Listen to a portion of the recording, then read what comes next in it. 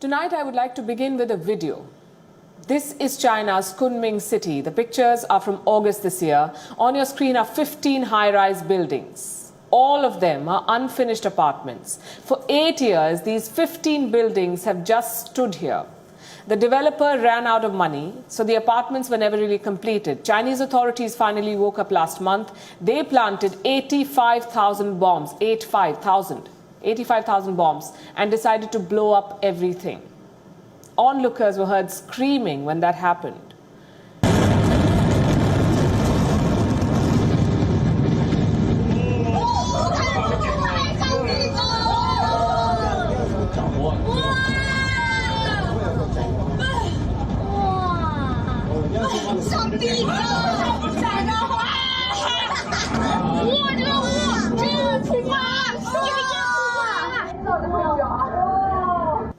These dramatic pictures will now become a common sight in China. More unfinished buildings will be blown up by authorities. Imagine what this does to people who put their life savings in these apartments. Why are Chinese authorities doing this? Because China's property bubble is starting to burst. And why should you worry about this? Because the whole world is going to feel the shockwaves. Almost 2 years back, remember, China exported a pandemic and covered up its mistakes. The world felt the impact. It's still feeling the impact. Now a financial crisis is brewing in China, and the Communist Party is trying to cover that up too. Tonight we'll show you how they're doing it. Almost 10 days back, we told you about Evergrande, the world's most indebted property developer. It owes more than $300 billion to its creditors in China and around the world. But Evergrande does not have the money to pay back these loans. 2 weeks back, creditors began lining up outside the company offices to get their money back. Some even tried to commit suicide. They were desperate. They wanted to get their life savings back. Now their worst fears are coming true. Evergrande has begun missing its payments. Last week, the company failed to make an interest payment on a bond. It was supposed to pay $83.5 million. The deadline was Thursday. It did not happen. Evergrande did not have the money to pay. The company has secured a 30-day grace period to make the payment now. But what happens if it fails to pay back? A default will be declared. And that's very much a possibility. The bondholders do not know if they'll get their payment. Who are these bondholders? Many of them are average Chinese citizens. If Evergrande defaults, they will all lose their life savings. Their wealth is going to be wiped out, and that is just the tip of the iceberg. The fallout of Evergrande's collapse would be far-reaching. The company owes money to more than 171 domestic banks and 121 other financial firms. And they all fear defaults. Evergrande is on the brink of a collapse. If the company declares bankruptcy, it will lead to a collapse of the financial system in China. The future of the Chinese economy is at stake, and this is not an exaggeration. So what is being done about Evergrande?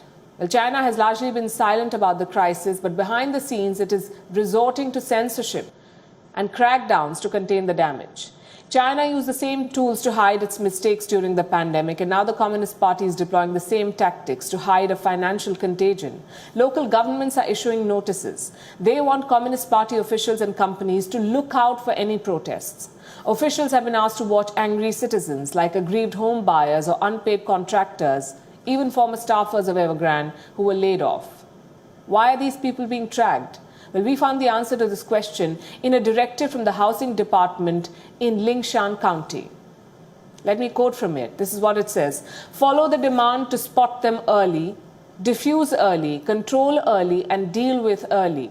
The heads of property development firms must personally take in hand the work of dealing with petitions and maintaining stability.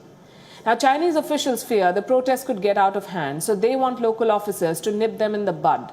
In the meantime, Beijing is trying to keep the markets afloat. Last week, China's central bank pumped $71 billion into the financial system.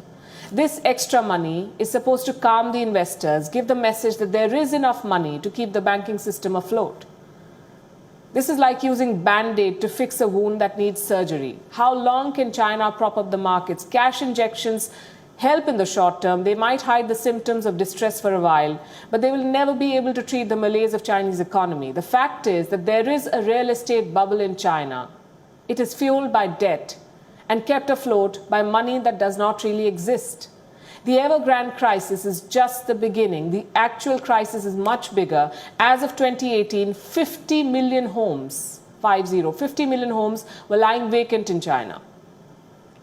These apartments and houses were built but found no buyers. And China, you know, has many ghost cities, acres of concrete with no takers. According to one assessment, there is enough empty property in China to house more than 90 million people. And I'll put that figure in perspective for you. There are enough empty homes in China to fit in populations of 5 G7 countries. Citizens from France, Germany, Italy, the UK and Canada, they can all fit into the empty apartments of China. So there are millions of homes lying empty. There are no buyers. What do you think will happen to the developers who built these properties? Sooner or later, they will default, just like Evergrande. Investment banking firm UBS has released an assessment. It says there are at least 10 developers in China today who face the risk of defaults. So there could be more Evergrandes in the near future. China's real estate sector is like a house of cards at the moment. The world should brace for its collapse. WION is now available in your country. Download the app now and get all the news on the move.